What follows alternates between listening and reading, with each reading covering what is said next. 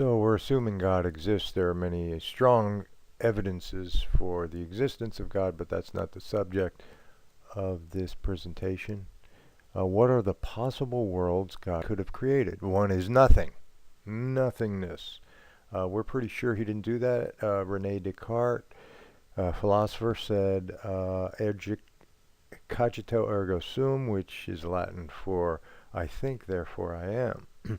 Since we're having this discussion, there is an assumption that we exist.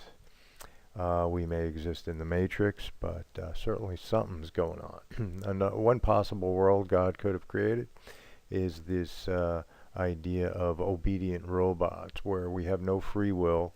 We're always obedient. There's no such thing as sin. We can't disobey God. No pain or suffering, no consequences for our disobedience.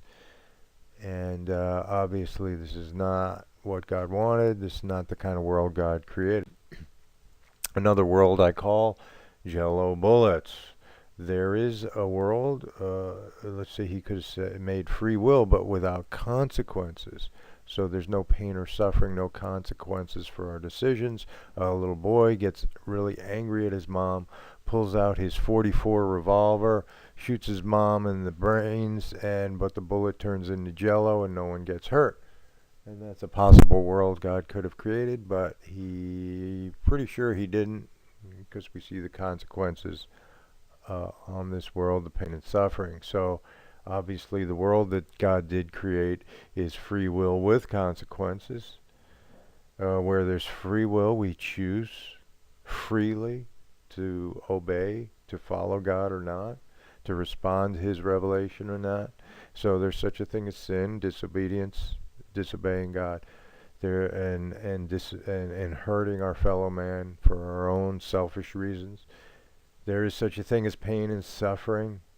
Reasons for pain and suffering. Some of them are learning obedience. I don't know all the answers of why this world has pain and suffering. There are a lot of really good answers. Again, that's not the point of this presentation.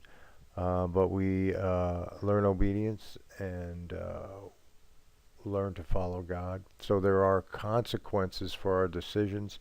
And really, this is the only world where sacrificial love is possible, where love is possible. And obviously, this is the world God created. But he does care for us. We know that he cares for us because we have faith in Jesus. Jesus was one with God. He was God. He came down and suffered along with us. Just like we might look at an anthill and say, there's some ants scurrying around. I might step on them. I might fool around with them a little bit, poke at them.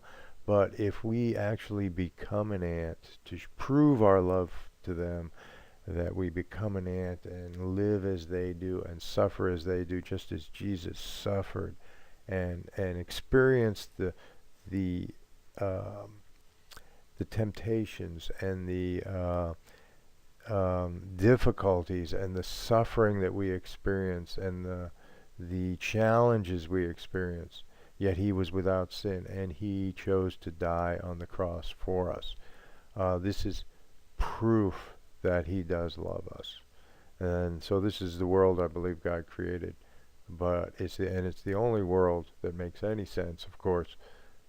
So God knew what he was doing, and I'm glad he created us, that we might have fellowship with him, that we might choose to follow him out of our own free will. He never forces us, but that we might choose to love him.